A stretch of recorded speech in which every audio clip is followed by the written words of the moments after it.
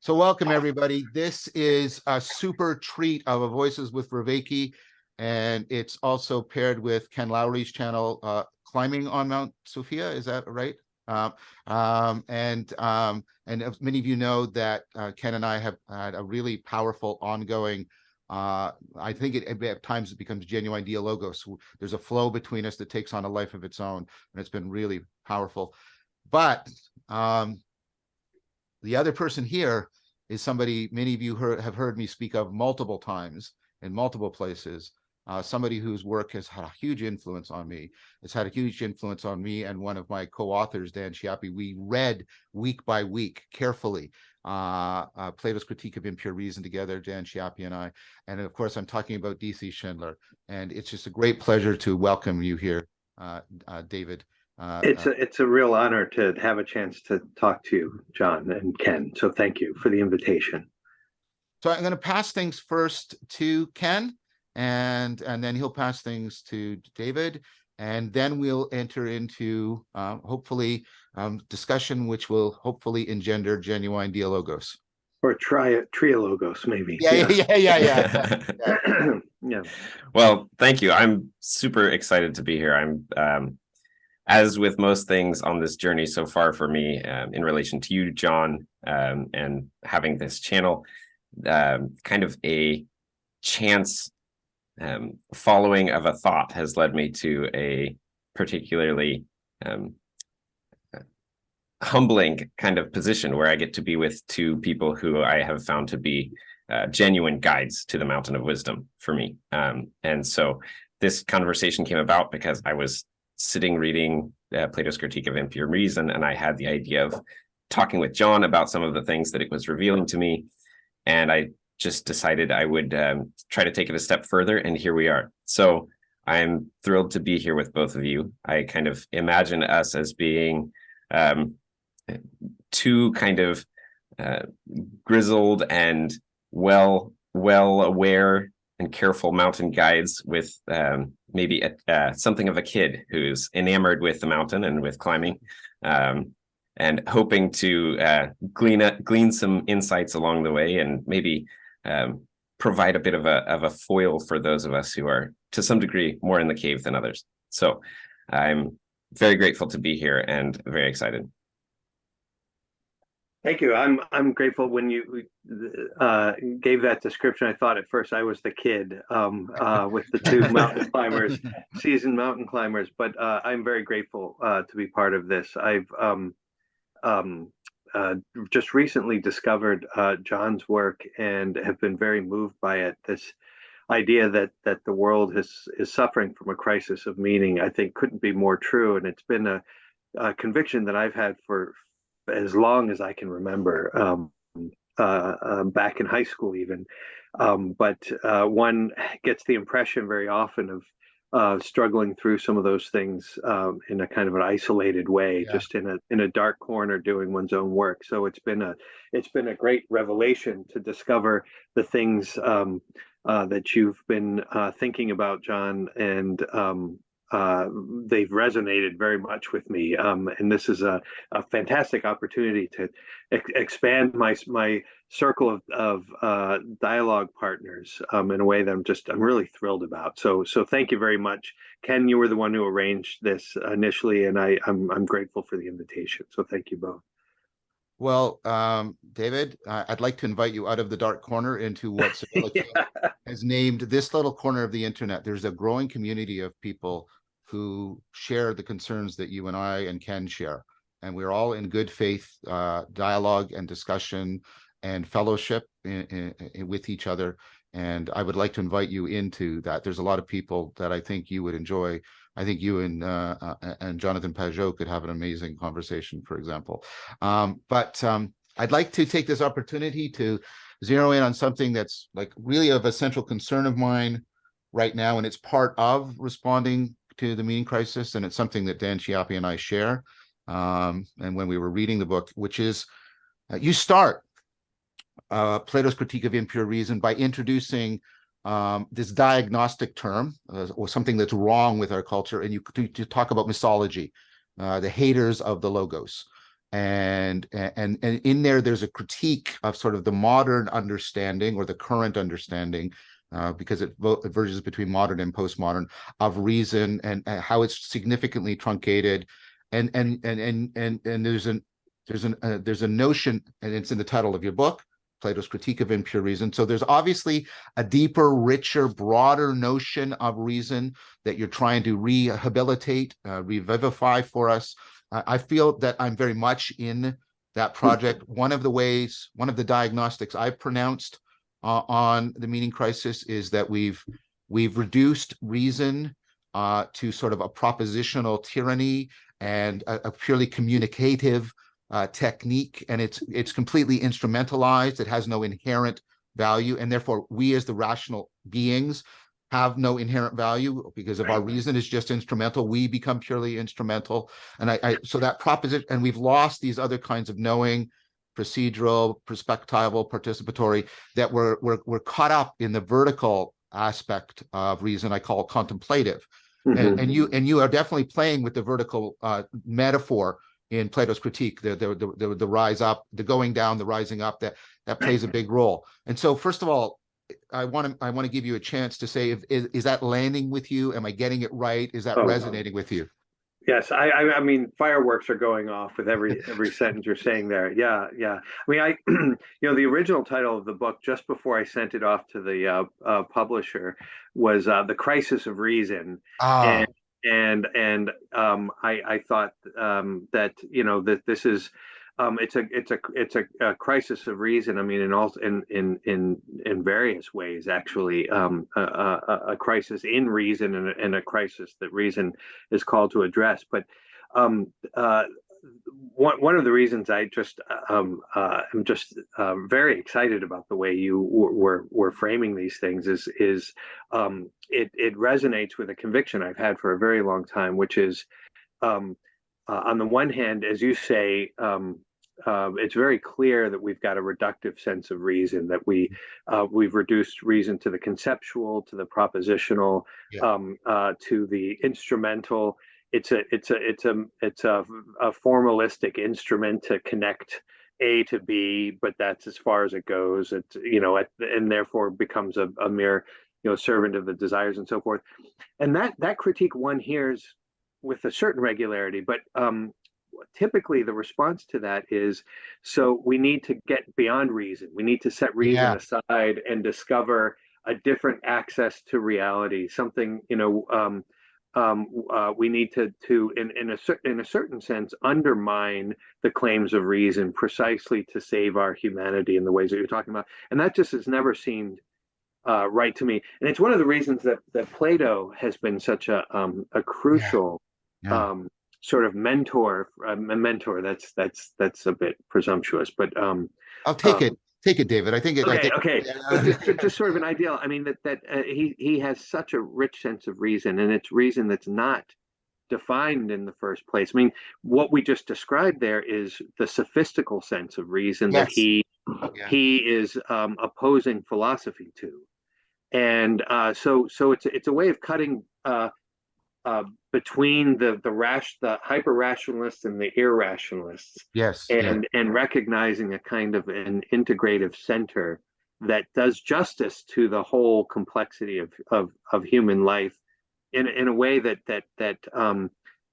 is founded in reason and undergirded by this truth. So Ken, I'll just keep going, but please, like whenever you want to, I interrupt. Yes. Okay, please. Right. Yeah. So I take it then that you, like, first of all, perhaps before I ask the question, I'm just going to, here's the preliminary thing. What would you say are the symptoms of mythology where people are caught and they're vacillating, let's say, on this purely current sense of purely sort of technical logical instrumentality or some kind of romantic irrationality, and they're in there, and I take it that mythology applies to both camps in some right. Absolutely. Okay. So what is what are what would you say are the defining features of mythology? Yeah, I mean, again, that's a very astute comment about in both camps, because on the Yeah. one hand, you think that the rationalists are the lovers of reason, but the problem is that the rationalists have reduced reason to something contemptible. Yes. Yeah. And restricted it in a way that will always require then something irrational to give it a context. And so in the end, the rationalists, the hyper rationalists and the irrationalists really don't look that different, Right. as a matter of fact. So what are some of the symptoms? There are so many. One is this disinclination. So I think I call it a kind of intellectual impatience. Right. But Yeah. but what I mean is this disinclination to want to get to the heart of a matter. When you're confronted with something, I think that we have so many examples of cultural habits and patterns of reacting immediately, usually with some sort of ideology, kind of automatic responses, simply to meet some practical need, or immediate desire, rather than actually abiding with a reality and asking a question that draws us into it and into the truth of it. And we're disinclined because there's something really sort of vulnerable about that. You end up having, it's essentially contemplative, as you say. There is a kind of letting go. Heidegger's got a lot of wonderful things about this. I've got mixed feelings about Heidegger, but As one should, as one should. This sense of letting something present itself and present it in its essence. That's what we're looking for, and that there's very little in our culture that encourages that kind of a disposition. Whether it be technology, social media, politics, the system of economics. I mean, there's so many things that create pressures that require efficiency and productivity and immediate getting to the bottom line, kind of thing. So, David, I wanted to ask you is, and I think you're right to invoke that vulnerability, but I want to press on it a little bit, not push back, but press on it with you, right? So, like, part of it is, and this is what gets lost when I would put to you, when we lose the contemplative dimension, is the sense that certain truths will only be disclosed to us if we're willing to undergo a significant personal transformation. Right. And instead you have the Cartesian proposal that comes to fruition in Leibniz of a universal method. As long as you use the method correctly, then all truth is available to you. And so I'm asking you, I guess, is it not just the vulnerability, but also the demand for transformation that vulnerability exposes us to, that is also being avoided in mythology in a certain fashion? Yeah. Can I ask a question really quick? Please. I just want to stay with you here. So what I'm seeing is there's this way in which we've perceived kind of two groups of people down these paths who are like wandering around in this fog that is mythology. And something about the path where they diverge has to do with understanding things as being instrumental instead of being good in themselves. That's something like the divergence point where they both go into the wrong and find themselves in this fog. And then, John, you started to drill into it there. And there's something about the reason that makes that turn. So like we're focusing on that point in that fork in the road. And something about that turn is this unwillingness to be vulnerable, which also has some maybe fear or anxiety with transcendence. Or at least transformation, but yes, both. Okay. That's what I'm proposing to David. With him. I just want to make sure I'm with you. Well, I'd love to hear your further thoughts on this, but the vulnerability just as such is sort of a negative Yes. stance, and you can never begin with the negative. There's got to be something that Yes. calls you forth Yes. first. Yeah. Yeah. Yeah. Yeah. And you know, it's interesting. This is this is something I'd love to think through further with both of you. Plato uses the term conversion, in fact, Yes. when he talks about what education is. Mhm. And you think about his own experience, or at least, you know, as the stories are told about him, he was, you know, on track to be a very successful Yeah. you know, statesman and poet, and there's no doubt with his extraordinary talents he would have been. But then he encounters Socrates, Yeah. and there was something about that just instituted this radical change Yes. Yes. that then lit up the world for him. You have to imagine that in a Yeah. very different way. And I'm wondering, you know, is it possible to have this openness, this disposition to things in a kind of discrete one by one basis, or does there have to be some kind of initial turning that opens it up? And Yeah. I'm more inclined to say that, but I Yeah. mean, and I have to say that was my own experience, but I don't know if people come to it differently. Well, that was my own experience. I was brought up in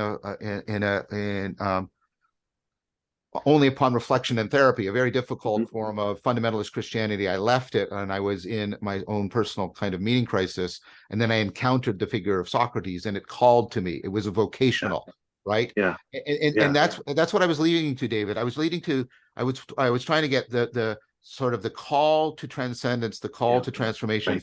This is what I was talking about when I was trying to indicate the leap of reason. You know, you get somebody like Spinoza, who is the most logical of all the philosophers. But the book is entitled The Ethics for a reason, because you do all of this. But Spinoza says, but you know, in the end, it's love, right? Yeah. It's love. It's a kind of love that draws you out of egocentrism, right? That calls you beyond your proclivities to self-deception. That is integral to this leap that we're talking about here. That there is a dimension of reason that is access to the truth that is only accessible to transformation, and that transformation requires a kind of leap in it. And how does that sound for you? Yeah, well, I love the expression leap of reason, because it sort of gets at exactly the thing that I mentioned in the beginning, that we think of faith as a leap because there's no ground for it or something. And then reason, you know, takes very plodding steps, you know, but that's not in fact the case. I think reason itself is drawn forward in this way. There is a leap. There is something. I mean, leap not in the sense of having no, not in the sense of being irrational, obviously, not in the sense of being arbitrary, or I'm just going to make an arbitrary decision to jump. But the word call is an excellent one there. And you know, Dionysius the Areopagite, another one of my heroes, whoever he was, you know, he draws attention to the kind of a play on words with kalon and kalein. You know, beauty is what calls us, and it has a kind of a character that strikes us and moves us before we even can explain why we're moved. So it moves us in a way that we feel like it's not something happening to us in a purely passive sense. So we're actively participating in it, but we're not the one doing it. We're participating in something that we're undergoing, and that, I think, is really crucial to get the leap of reason right. Okay, so I'm not drifting into psychologism here, but one way I've been trying to think about this is that we have a rationality that has reduced itself to inference and has left out the pivotal role of insight within rationality. right. An insight is not you like you don't just passively like receive an insight. You don't do an insight. What you do is you participate. You're called into an insight, and as it called, like it's very much you're being transformed, like because you're transforming your framing, right? And there's this dialogical relationship between you and whatever the problem is, in which they're both unfold. You're see what I'm doing with my hands? I'm trying to capture. Yeah, no, that's exactly it. Yeah. Right. And so, and that for me, that little moment, and I don't, and again, give me some liberty here, but that little moment of reciprocal opening that you get in an insight, when that's large and ongoing and profound between people, that's love, right? That reciprocal opening between people, right? And so I think there's a deep continuity between, if you'll allow me a cogsci term, the machinery of insight and the machinery of love in a very, very sort of powerful way. Is that sort of, does that sort of land for you as a proposal? Well, absolutely. And, that's why I, wrote that book that you mentioned, on the critique of impure reason. I was so struck by the fact that what is appealing to reason for Plato is not truth in the first place. It's the good. It's the good. Yes. And truth is a function, is part of that. I mean, an inseparable part of that. But it's striking that reason would be ordered to the good. That's not the way we normally think about things. But I mean, to my mind, that means that love and reason are really inseparable from each other. Down together. So there's two things I want to talk to you about that. One is the good. We'll put that aside for a sec. The second, and I don't remember where you said it. I can't. I maybe if it was in Love and Postmodern, the Predicament, or the Catholicity of Reason. You talk about something like, you do the three Transcendentals, and you talk about something like the primacy of the truth. The primacy of beauty, the ultimacy of truth, and the centrality of good. Wasn't centrality it of the good? There you go. Right. So primacy of beauty, centrality of the good, and the ultimacy of truth, and that struck me. And the point you're making is that they're kind of all ultimate. You're using superlative terms for each, but the superlative nature is different. So there are three different aspects of the same sort of calling, if I can put it that way. Right, the call to the leap. So could you unpack that just a little bit? What you mean by that? Yeah, sure. No, I mean, there's something like the Trinitarian 3-in-1 kind of thing. And I wouldn't absolutely insist. I think people can order the Transcendentals. There's a good argument for all different configurations. And I think that's part of the mystery of the thing. I mean that, but the point that I was making there is that it seems to me this is sort of how things work. You're initially struck by the beauty of something, and that speaks to you to you in a way that gives you the ears to hear. Yes. It's not that you're addressing something and looking for a response. It's calling to you and elicits a response that already sets you in motion. And that's then what enables you to actually deliberately respond. And so the beautiful there kind of gives way to the good, which is the striving after what has been revealed in a way that's dramatic, that involves this dialogue, this interrelation. It can involve suffering. It will certainly involve suffering. That would be another question. Whether any of this is possible without some kind of suffering is an interesting one. But eventually a commitment, a kind of devotion, where you pledge yourself in a way, and the fruit of that is an insight or an understanding. And I love the word insight there. I mean, etymologically, it says it makes the point well. But you see, these are all kind of you might say acts of a drama, the three acts of a drama in what it means to come to understand something. Okay, so that's fantastic as a phenomenological presentation, right? And then what that speaks to, well, one way it spoke to me is this is the opposite of what we get in the with the advent of the Enlightenment, where we get the autonomy of these three domains from each other. And of course, Habermas has made quite a bit about how that autonomy, it had benefits, of course, or else people wouldn't have adopted it. But it has had long-term significant costs in that it's given this kind of deep fragmentation to our normativity, which ultimately leads to a fragmentation of the self. in a That's profound right. way, because the phenomenology, I think you just described as accurate. In our actual phenomenological experience, the three are deeply interwoven, and yet we have this official doctrine that pulls them apart. And so we are unhomed from our very own phenomenology of understanding. Yeah. Yeah. Oh, Yes. I mean, yeah. Sorry, Ken. Did you want to jump in there? No, I just I just yes. yeah. Just to say yes. That's exactly right. And Kant is such a good sort of paradigm of this, that he isolates himself from, part of the point of that description is to show that we find ourselves involved in this before we realize it and before we can, Yeah. set the terms for it. Whereas Kant, he wants to isolate Yes. the capacities and then determine their possibilities and then enter in. Yes. And Hegel's, one line critique of Kant, I think, is just, ends the game. It's that, he doesn't, he refuses to go into the water until he's learned how to swim. Yeah, yeah. And that's exactly right. And you see there's a fragmentation. You end up being really detached from, not only from your relationships with others, but yourself, and the soul and body get fragmented there, reason and freedom. You find yourself in this kind of no man's land, or this view from nowhere, called to then make judgments about the most central aspects of your identity, but you no longer have any grounds for or standards to it's kind of an arbitrary judgment. It's a very, and it's extraordinary to think how much this has infected and affected our cultural institutions and the way we are, even our universities, and Totally. everything. Totally.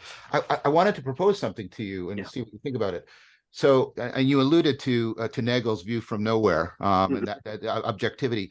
And what's interesting, of course, is he says that opens us up to the absurd, because the view from nowhere can't get the relevance of the view from somewhere, right? That's right. Right.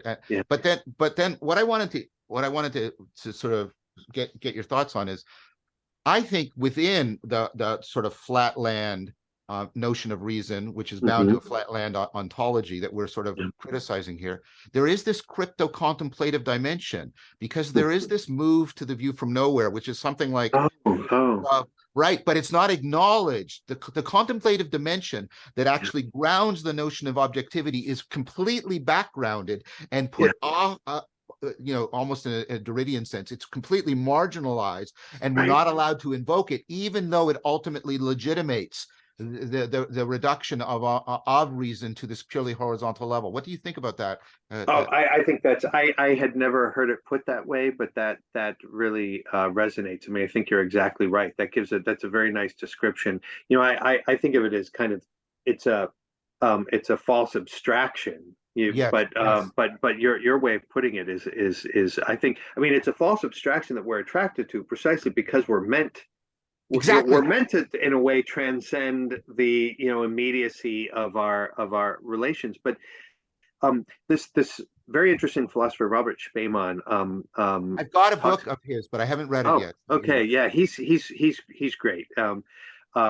He speaks of the need to recollect our nature in our transcendence, and that there's no genuine transcendence that isn't also recollective.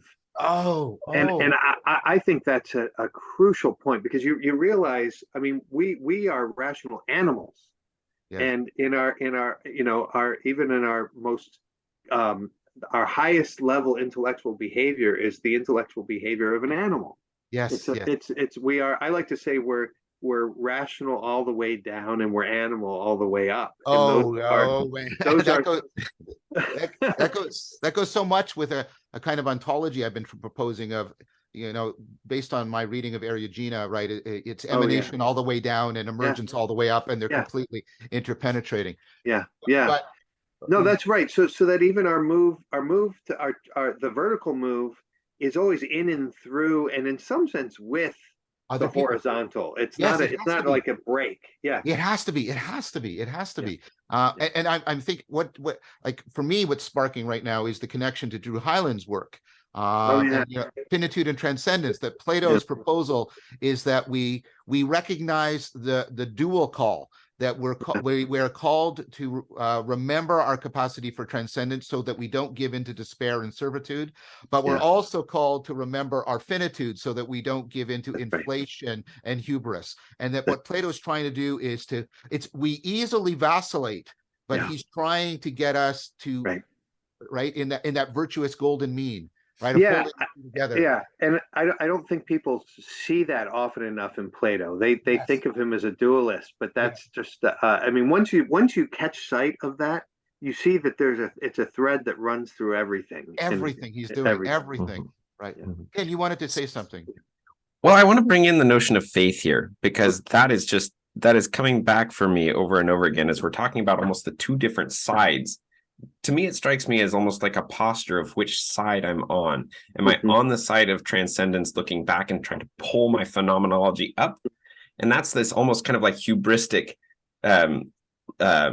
shallow, diseased kind of faith that is kind of what my notion of faith used to be as a young person, of just presupposing this idea, because I'm over here stuck in my propositions trying to pull my participation in the world upward, versus a real faith, which is flipped down, where I'm in my phenomenology. I'm fully in my phenomenology, but I have faith in the good, right? Because of how I've seen it through the beautiful, and this kind of mapping on of these transcendentals onto my phenomenology can then almost like I've been thinking about faith a lot in this way that I can't get behind it anywhere. But if it's underneath me and I'm surfing on the wave of it or something like that, it can drive me upward. And it's not then that I don't look at the transcendent kind of propositions. It's just that I look from this side. Yeah, that gets very complex. Yeah, because but you want to say, and in some sense, you're looking at them both, but that sounds a little too schizophrenic. A theme that has been imposing itself on my reflection the last couple years is this idea. I mean, with the vertical is both up and down at the same time, and I think that one of the ways maybe to look at this tension that you described very well, because I know what that experience that you're talking about very well. One of the ways is to recognize that the movement upwards seem increasingly, it's evident to me that it coincides with a deeper entry into things, and so you find yourself actually both simultaneously freer and more attached to things. That I think that's a kind of an experiential description of this simultaneity of transcendence and immanence, that your movement is not to abandon things, but to deepen your relationship with them. And you discover that you deepen your relationship with them only if you're also entering into this higher level of perspective and freedom and so forth. So it's a very complex thing. But yeah, I don't know how that strikes the two of you. I think it strikes me well. Did you want me to respond to Ken, or did you want to respond directly to David first? The only thing I would say is I had my first child was born 2 weeks ago, so I'm very I'm very aware currently of the move inward and outward at the same time kind of thing. Well, that's what I wanted to bring in, because and I want to try and sort of slow down it, because it sounds like we need some fine grained stuff here. Because what David described to me sounds equally like a description of love. The more I fall in love with my partner, the more deeper levels of my psyche are disclosed to me. The outward and inward are completely interpenetrating, and it's also not singular. It's like, because I'm affording the same for her as she's affording for me, right? And I can talk about those as two things, but they're one in a really powerful way. And so I tend to therefore think of faithfulness, sorry, faith as faithfulness, the kind of attitude that because again, I don't think of love as an emotion. I think of love as an existential stance, because love can make you happy, sad, angry, right? So, and it's even less a feeling, because it's right. So it's not an emotion, right? It's an existential stance. And then what I take faithfulness to be is the act of deeply identifying with that love. So when I'm faithful to my partner, I am saying this existential stance, I'm deeply identifying with it. So it's not even, it's beyond a commitment. It's who I am and who I'm becoming. It's a deep level of identification. And so when I'm faithful to her, it's I don't claim to have, arcane knowledge of her, or right, or I know all about her, or anything. That's, in fact, that would kill the relationship if I dared take that stance. It's instead, it's like, no, I have this, I'm in this existential stance of love, and I profoundly identify with it. I'm faithful to it. That's how I understand faith. I understand it as the faithfulness to the existential stance of love. How does that land? Oh, that's excellent. Again, all these things are just resonating. A couple of things that I would add to that to sort of complement what you said, and I'd be interested in your reaction. Sure. I recall once. I was pretty sure I read this in Jean-Luc Marion, but I've never been able to find it again. So it could have been something else. But a description of falling in love, where the author, whoever it was, said that when you fall in love, the whole world sort of disappears. Everything else becomes meaningless. And I thought, you know what? That's false. That's not true. I agree. I agree. In fact, it seems to me just the opposite. That I've had experiences like that, but that always tended to be very disordered kinds of, not real love. But the experience of love, you find that you're the very description that you gave about where you identify in some fundamental way with the other person, you find that the whole world gets more interesting. With this person, other things, and you find yourself actually freer and able to give things more attention, precisely as the kind of fruit of this attachment to the person. And I think that opens up, and this is the second point, in a very natural way, to the God question. I find it fascinating that when people get married, it's apparently often the case that if they haven't gone to church in a really long time, when they're preparing for marriage, they start talking about going to church, and there's a practical reason for that, and that is, they start thinking about, well, we're going to raise a family, and we need to think about what our kids and so forth. And I think that's a very profound and true thing. But I also think that there's something just naturally that the God question sort of naturally arises from this attachment to, from this experience of love. And I think in any really genuine experience of love, that question emerges. Well, I want to respond to that, because so, there's the three big predictors in psychology. One is measures of general intelligence, and people don't like to hear that, but like, if I have that measure, I can predict a lot about you. The second one are the big five personality, and I've just published a paper with Gary Hovannisian, integrating that with my stuff on relevance realization, which I want to talk to you about at some point. But the other one is attachment, your attachment style, because it really strongly predictive of how your romantic life and even your friendships will go. Wow. And one of the things that some of the authors of the theory, not the first generation, but sort of second generation, emphasize is they challenge the notion we have of something sick about dependence. There's something pathological. You don't want to be codependent. You don't want to be dependent. You want to, and here's the Kantian term, you never want to lose your autonomy in your relationship. And the people from the attachment literature say that is absolutely ridiculous. Mhm. We actually find the fulfillment on our agency when we are in a proper relationship of dependence with somebody else. Yeah. They call it the dependency paradox because it so challenges our individualistic Right. autonomous, right, sort of normativity. What I most should be, right, is autonomous and completely self-sufficient, because that is how I will most guarantee my agency. And then what they say is, no. The way you most is to be securely attached. Now, if you're pathologically attached, it messes up your agency. Yeah. But if you're securely attached, it actually opens up your agency in profound ways. That's the psychological research. And I think it supports your point about how your world is actually opened up when you can enter into, right? And of course, they're talking primarily about romantic relationship. I hate that we call it that because it sounds like the romantics got love right, which I don't think they did. But although there's profound insights in romanticism, absolutely. But they're talking. I'll use the Greek terms. I think they're properly talking about, eros, philia, and agape. That only in that and this coincides with Frankfurt's work. You're probably aware of it, like Reasons for Love, that Harry Frankfurt argues about that.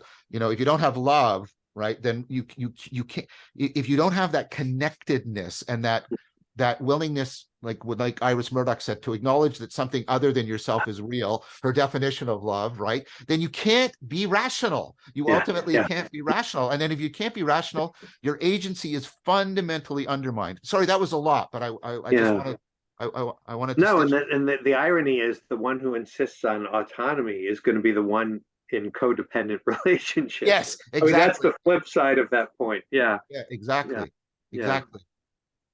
There's something here of like the instrumentality of love, right? Looking at love as being, I'm almost seeing love as being like an engine that's pulling us into relationship with a thing. But if we're loving for our own sake, or how the thing relates to us, or how my partner relates to me, then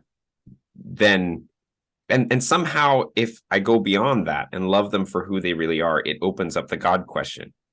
Yeah, it sounds like.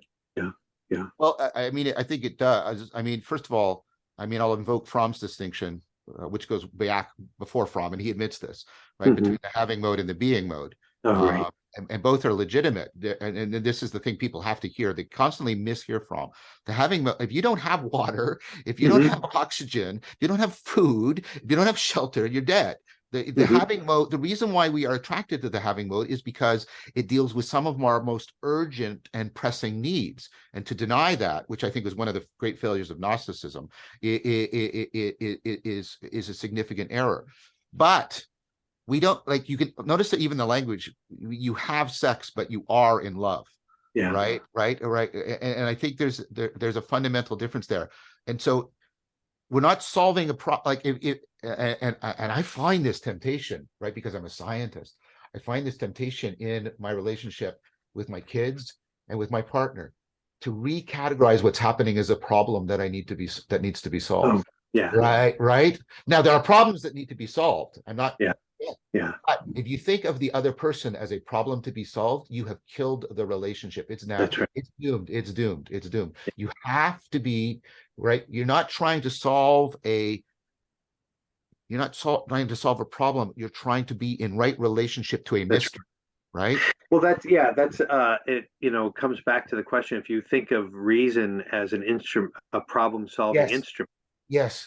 And you couple that, I mean, so that's a basic point, but you couple that with the idea that the truth, the fact that reason defines our humanity, what you get is a fundamental relationship to the world as a problem to be solved. That's right. Right. If you think of reason instead in these contemplative terms as, in fact, right relationship, that coming to enter into the truth of the other, something like that, and to honor the truth of the other, then that affects not just your thinking, but it affects every aspect of your existence, because it all of human existence is founded on a certain conception of reason. Yes, I agree wholeheartedly. So we keep weaving the leap of love the leap of reason and the leap of faith together, and let's just keep doing that. Yeah. But you both brought up a question, and I want to be responsible to it and responsive to it, right? And so I take it that there is a calling to right relationship, to sort of the ground of being, ultimate reality, which is properly understood as a mystery, because the source of intelligibility can't itself be intelligible, etc. I won't rehearse all the Neoplatonic arguments that I think are well placed. Now, am I right to say that you see the interweaving?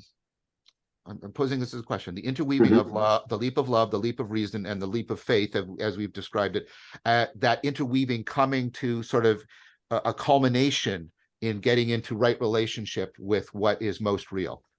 Is that what, does that land? Yes, absolutely. To me, yeah, no, and it's interesting because that in a way is a way of formulating the point that I was just trying to make, and I think we're all sort of making. Yeah, and then the question is, why is that the case? What exactly is what? This would be an interesting question. So, what is it that distinguishes reason and love? What defines each of them against the other, distinguishes? I mean, not against in the oppositional sense, but just in terms of. Well, since mine might be the coarsest, let me make a first attempt, because here's what comes up for me just as you say that, is that maybe it's something like, because reasons almost presuppose some kind of interpersonal to me. Like if I'm giving reasons. Now there is a whole thing going on inside, but if I'm giving reasons, there's a conversation happening. So, but love can fundamentally go beyond that in some way. So maybe it's like reason is what manifests in a space where love is properly operational. Okay. So the difference being that love is something like the interpersonal, the founding principle of interpersonal relationality, and then within that we feel called to justify and explain our behavior to each other, right? Which is part of what's called the justification hypothesis of Greg and Rikas, something similar in Mercer and Sperber and their enigma of reason. Am I getting you correctly, Ken? Is that? Yeah. And just all of the mapping, all the collective mapping that we build off that point could be. Go ahead. No, sorry. Just you finished your thought there. Just that maybe the collective map that we build off of that could also be called reason, maybe properly. Yeah, that sort of addresses in part the point I was wondering. If reason has this contemplative dimension, then it would seem to require more than giving justifications or explanations or elucidations or something. There's something, but then it gets very difficult. If you highlight the contemplative dimension of reason, it's hard to see how it's different from love, which is a kind of an affirmation of the other. I might try again. Please, yeah. So what I want to propose is not to set them only analytically distinct. I'm not. Okay. Yes. I'm not talking about any kind of causal distinctiveness. But sorry, this will take me a bit. Because this is a big question, and it's one I think about a lot.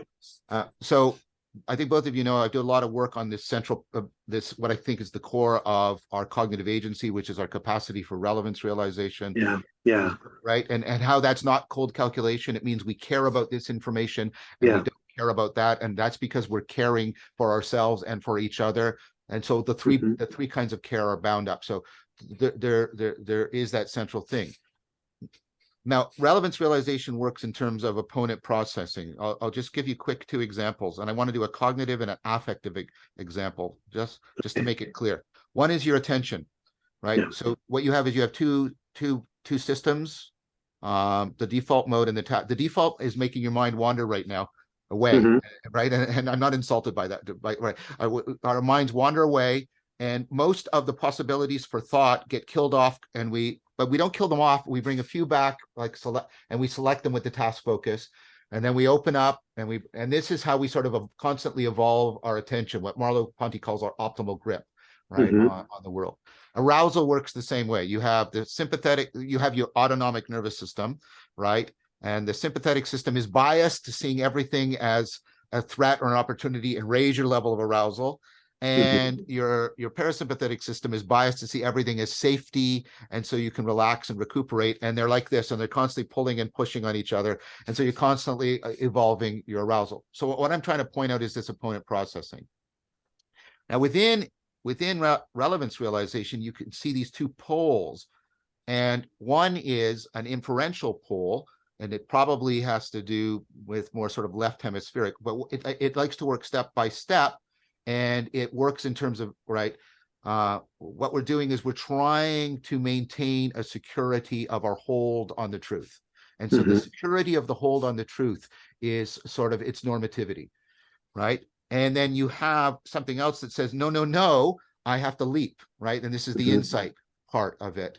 Now, what you can find is that these two are actually in opponent processing. So I know this because of different kinds of practices. So in mindfulness, you shut off the inferential machinery so that the insight machinery is afforded. This is why it's even called vipassana, insight meditation, right? But there's another thing you do, because when this is good, you call it insight, but when it makes you leap to conclusions, you call it leaping to a conclusion, which you don't want to do, right? And so you have what's called active open-mindedness, what you practice in science, for example, where you're trying to shut this off quite a bit so that you get the security. And the point is, you don't want to do either one of these. You don't want to maximize. You want to constantly trade between them. Yeah. And so I would put it to you that when we're trading this way, it's more like love, and when we're trading this way, it's more like reason. But actually, the phenomena is reason love that's found within the opponent processing. That's what I would propose. I like that. I'd have to think about it. I mean, those are very new concepts for me, so I'd have to reflect on it. But I very much like the idea that reason and love aren't like two separate faculties. No. That you might want to try to coordinate, but they're two dimensions of the soul. I like to use the language of the soul. I don't know how that suits you all, but they're two dimensions that. And that doesn't reduce them to each other. And I like I like your I mean, the way you put it was more like a polarity of a kind of reciprocal sort of fruitful polarity. Exactly. And which seems right to me. I have this is a different kind of thing, but I've thought in terms of reason being more of the movement of the world in sort of an interiorization, and love as a movement of the self into the world, and that somehow those two things happen simultaneously, but something like that. And it'd be interesting. So I'd have to fine tune that and see how it corresponds. I get this intimation that it could be connected with what you're saying. Exactly. That strikes me very much like Jonathan Pageau's The Making of Bread, as the symbol in the Bible of the intaking of the world and it becoming something more real as a meeting point between heaven and earth. Well, I think the opponent processing facilitates the symbolon, the ability to connect domains that would otherwise be disconnected from each other. The reason love thing is what allows us to do you and me. It's what allows to do the inner and the outer. It allows to do the up down, and Heraclitus is right. The way up and the way down are the same way, right? And also the diagonal, if I could put it that way. The reason love also symbolons the horizontal and the vertical together as well. Yeah, I like that very much. I think that the notion of the Symbolon is going to be one of the most important ones in the coming years. I have a very strong sense that that's going to be a notion that gathers a lot of energies from a lot of minds together. That's what Jonathan fittingly. Sorry, Fitting. I interrupted, David. That's what Oh, Jonathan Pajot's work is doing right now. yeah, His yeah, whole stuff on the symbolic world and symbolism happens, and the deep notions. You know, and he has because he's Eastern Orthodox, he has a notion of yeah, profound Neoplatonic participation as his understanding of epistemology and ontology, and then yeah. his notions of symbolism are directly placed within that, and try to like really make it phenomenologically accessible to people. Yeah. So, No, it's exciting. I mean, when I learned of your work, I eventually stumbled onto his name too, and I'm hoped to learn more about him. He seems very interesting and yeah, yeah, very yeah. much kind of along these lines. Yeah, I wrote a book about that involved the notion of Symbolon that kind of opened things up for me. And the what I found really intriguing is um, the pair, the couplet, the Symbolon, and you know what the etymological opposite of the Symbolon What? is the diabolon. The Oh, I didn't know that. The the diabolical as diabolical is oh, actually the oh, that's very the interesting. opposite of the symbol. And originally, what the diabol, what that meant was to tear asunder, um, Ah, ah, put things at odds, break apart, fragmentation. right. Whereas this symbolic is the joining together, and joining together always in a kind of a fruitful way. I mean, not just like two parts coming together, but David, you know, what's the book in which you talk about the symbolon? it's called Freedom from Reality. Oh, Um, okay. and the subtitle of that, it's a kind of a provocative, and I think it might communicate to the wrong thing to certain people, but it makes more sense when you see it in terms of this etymology. But the subtitle is The Diabolical Character of Modern Liberty. Right, right, right. And the argument Mm. there is that the way we think of freedom in the modern world sets everything. It both presupposes and reinforces all sorts of patterns of fragmentation. Oh, I got to get this Hmm. book. I think Hmm. this sounds So, amazing. yeah, Gentlemen, I like to keep the Voices with Vervaeke at about an hour and 15 minutes is what we're yeah, hitting. yeah, And we've hit a little pause. And so yes, what I would like to do is I would like both of you to come back and we continue this. And I'd like to take up the profound reflections, David, you've had both in the Plato's Critique of Impure Reason and Love in the Postmodern Predicament and the Catholicity of Reason about the good.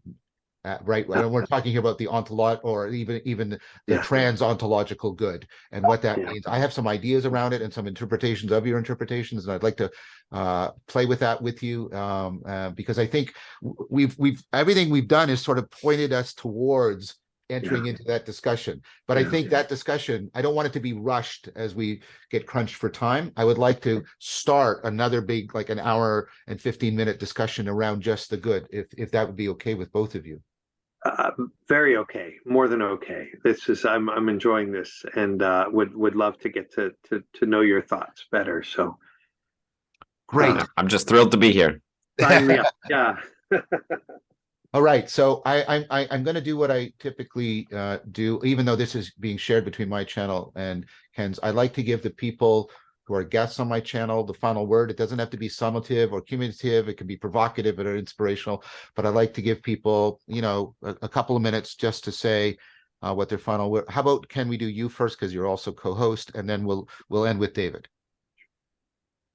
Yeah, well, for me, I am just grateful to be here. It's a great pleasure to get to experience in real time some beautiful mapping of the mountain. And so thank you both. Thank you, and again, thanks, Ken, for first inviting me into this conversation. I to reiterate something I said at the beginning. I think there are all sorts of crises going on in the world, but I really do think that the fundamental crisis is the crisis of meaning, and I don't think that it gets the proper attention. So it really is heartening to me, encouraging to know that these conversations are opening up that seek to reflect on this and do what we were saying in the beginning, try to get to the heart of the matter rather than simply bouncing off and outdoing each other with insights or one-liners or quips, but genuinely working together to try to uncover something. That's one of the that's a deep affirmation of what it means to be human. So I grateful for that. And so thank you both. Thank you both. It's been a great pleasure again to talk with you, Ken, and to meet with you and to get a taste of your very delicious mind, David. I really, really enjoyed this, and I'm looking forward to our next conversation together. We'll set it up for hopefully very soon. Sounds great. Thanks.